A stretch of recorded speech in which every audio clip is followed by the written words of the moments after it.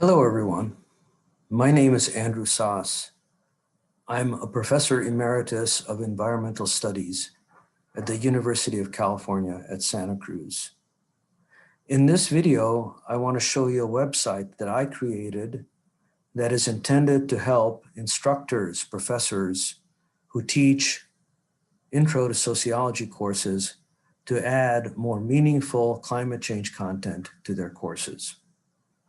Before I show you the website, though, I want to show my appreciation and give my thanks to the people who organized the Confronting Climate Crisis Conference for giving me this opportunity to present my website. With that, let me find the PowerPoint and put it up on my screen share so we can begin to take a look at this website. And here's what the website looks like when you find it on the internet, called A Climate Change Module for Introduction to Sociology Classes. And here is the URL for finding that site.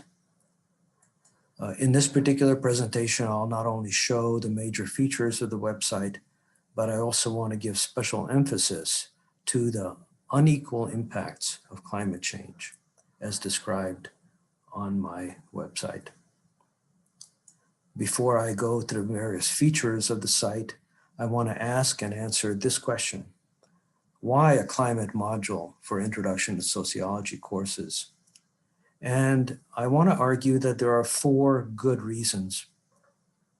The first is that the whole point of Introduction to Sociology courses is to show undergraduates that sociology matters, that sociological concepts, sociological analyses are powerful in showing them something deeper and truer about the world in which they live.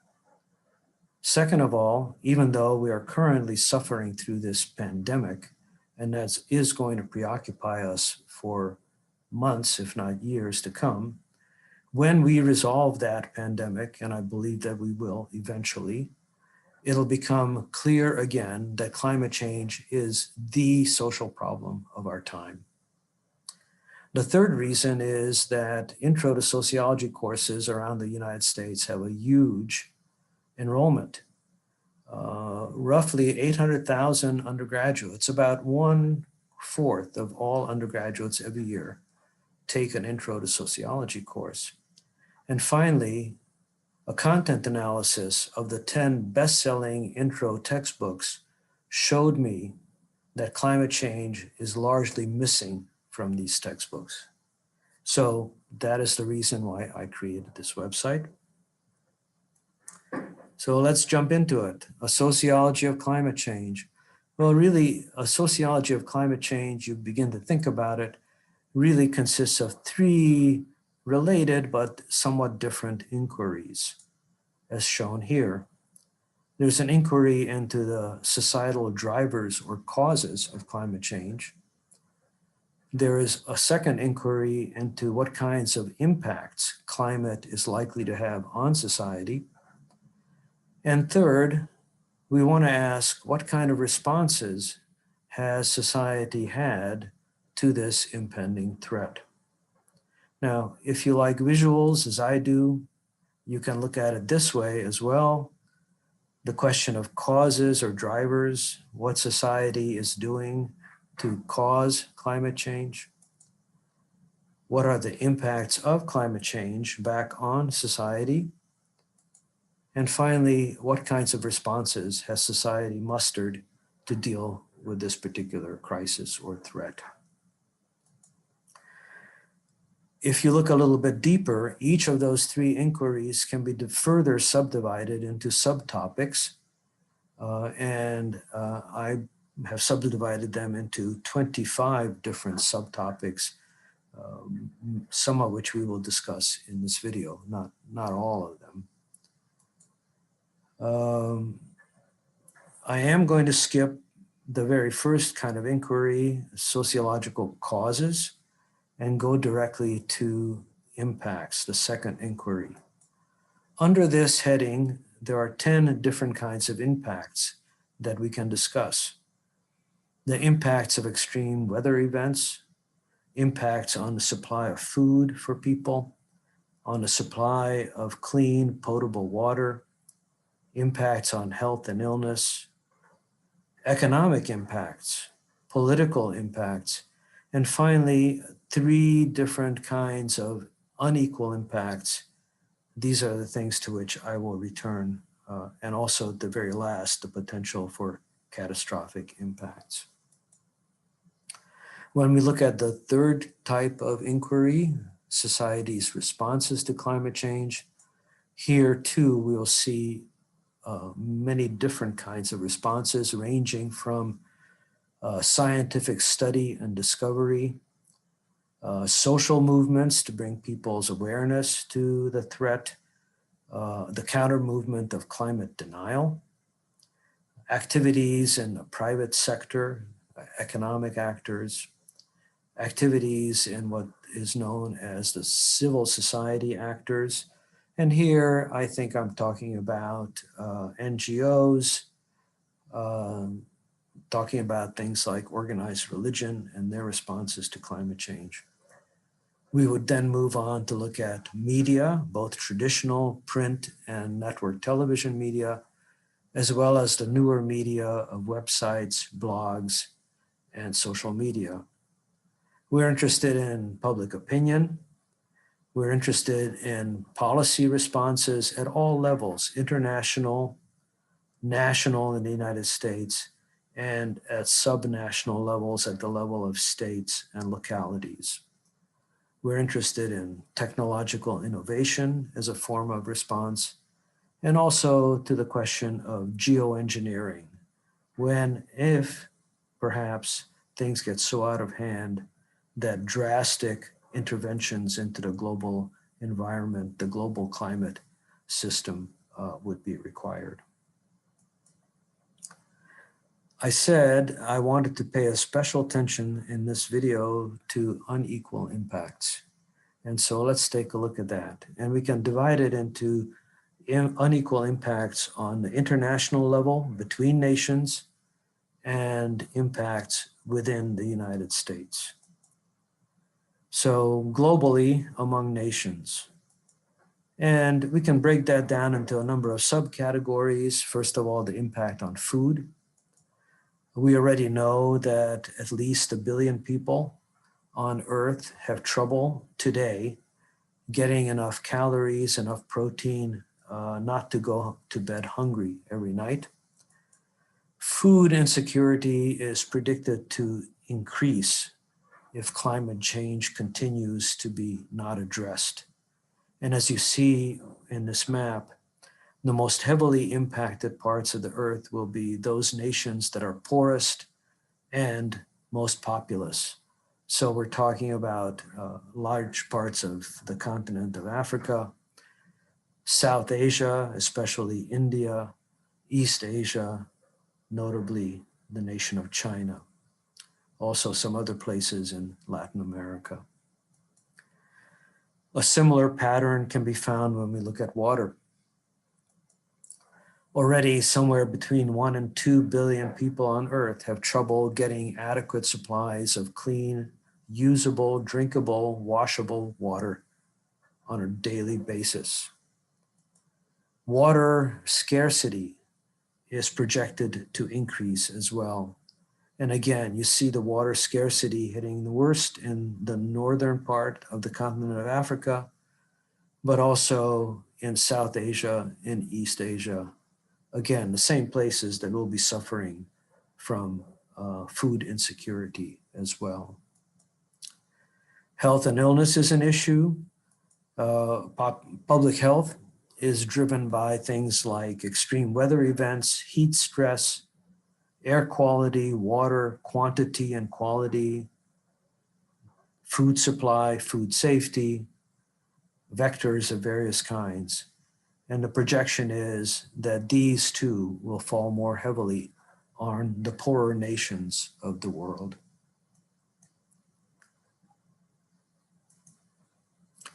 Overall, Oxfam has attempted to estimate which parts of the world would be hit most heavily impacted most heavily. And as you can see, it's a very familiar map by now. Africa, South Asia, East Asia. And here we're talking about more than half of humankind living in these places, and very much unlike the kind of lifestyle that we enjoy in the United States, in Western Europe, and other industrialized wealthy nations. Eventually, deteriorating conditions, lack of access to food and water, more exposure to illness, drives people to emigrate. And in this map, you see people emigrating from South and Central America to North America, from Africa and South Asia to Europe, further north, going further north. Here are some pictures from the Syrian emigration phenomenon from a few years ago. People with few possessions trying to find a better place for their lives, piling up against barriers that are meant to keep them out.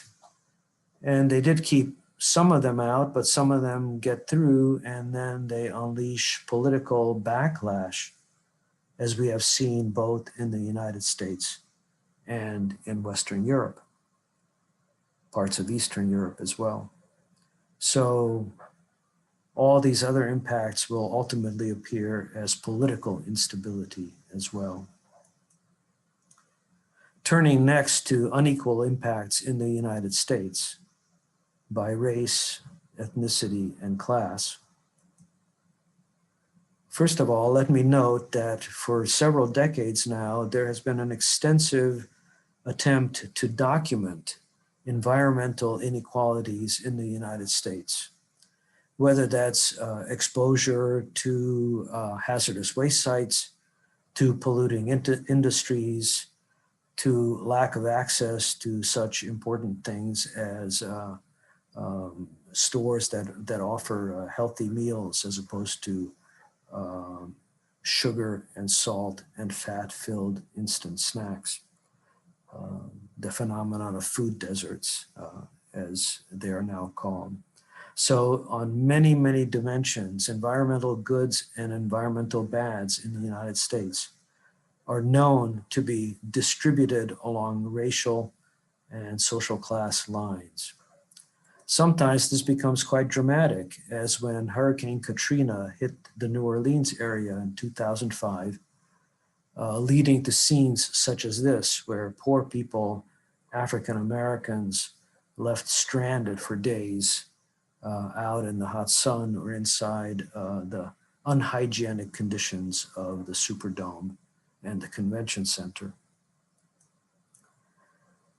Research now begins to suggest that climate change will exacerbate some of these inequalities because poor communities, communities of color, are at greater risk from elevated temperatures and co-pollutants. These communities are economically more vulnerable to disasters and to illnesses, and are greater risk from energy shocks and food price shocks and so forth. So it's becoming quite clear that environmental justice has a different and new angle to it, that is climate justice, the unequal impacts potentially of climate change if it's not addressed soon enough. And not surprisingly, part of the climate activism these days is the birth of the climate justice movement.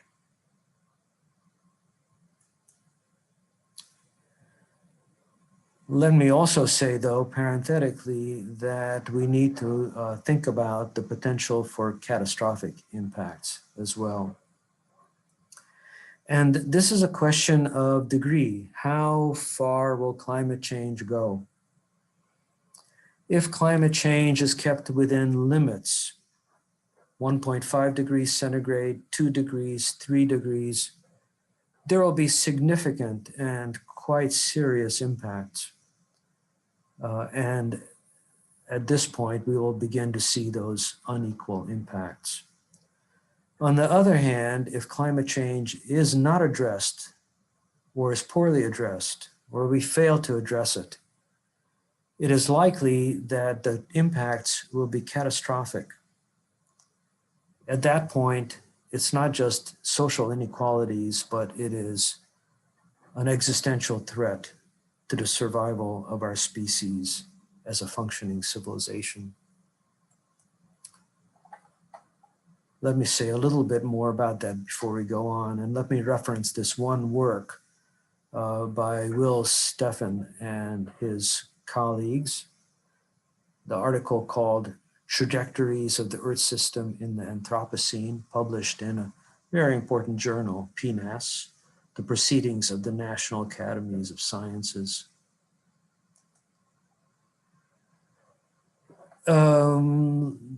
This article contains a couple of very important graphs. I've just picked out one and to explain to you the importance of this. According to this article, according to climate scientists, for about 100,000 years, we have been circling around in this tight little quadrant, the glacial, interglacial cycle of ice ages and periods between ice ages. That is times when the planet is icy, cold, and dry, and other times that it is warmer and more moist. And it is in that last 10,000 years or so, since the last ice age ended, that human beings have thrived, invented agriculture and animal husbandry, and built settlements, ultimately turning into the great cities. The threat that this article talks about is that if you pump enough greenhouse gases into the atmosphere, the Earth will be shoved over this energy barrier and plummet into a different regime, which they refer to as hothouse Earth, where conditions will be very, very different than they are today. Conditions that human beings have never experienced as we evolved in the past 200,000 years, maybe longer. So the point of this particular exercise was to emphasize that if climate change is kept within limits, we will have the unequal impacts that I described earlier. On the other hand, if climate change is not kept within limits, if it becomes extreme, then the impacts will be catastrophic. And that's what people mean when they talk about an existential threat to human civilization. But even in the best of circumstances, it seems very likely that we are already heading for 2 degrees centigrade, possibly 3, possibly even more, even if we act expeditiously starting tomorrow. So what we are likely to see in our lifetimes is increasing evidence of unequal impacts. Let me go back quickly now and go over the other features of this particular website. The website has 3 main pages. There is a welcome page, which is very short and leads directly to the 2 really main pages. First of all, a page for professors and instructors that includes, among other things, a list of all the videos that my colleagues and I have created to make it easier to insert climate content into these courses. And there is a page for students. So should instructors ask students to delve deeper into one of those 25 different issues, there are links to each of those 25 subtopics. Each of those links opens up to a discussion of that topic, a list of research questions that can be asked, and a set of resources where students can begin to do some of that research. The main features of the website then are 2 science videos, which can be shown as homework. One by Dr. Jeff Keel, climate scientist I know well, who produced for us a video about the physics of climate change. And a second video by Professor Michael Loic of my department, an ecologist, who gives us a video about the environmental or ecological impacts of climate change. As both of those videos important as background information. The second main feature is the video that some of which I've described to you, a video on the sociology of climate change. There are sample lesson plans ranging from the minimalist option of some homework and 1 class session devoted to the topic, all the way to the full module, which includes watching videos, having discussions, 3 class sessions in which students who have done some of this research can present their findings to the rest of the class. There are research prompts and resources for the students, as I have described on this particular page. And finally, there's a couple of videos that I produced for instructors who want to have some suggestions about how to organize the class discussions. So that's the website. If any of you have any questions or comments, please feel free to email me at this address. And once again, thank you very much for giving me this opportunity to share this resource with you. Best wishes, good health during this pandemic. Hope everyone stays healthy and sane and productive. Thank you again.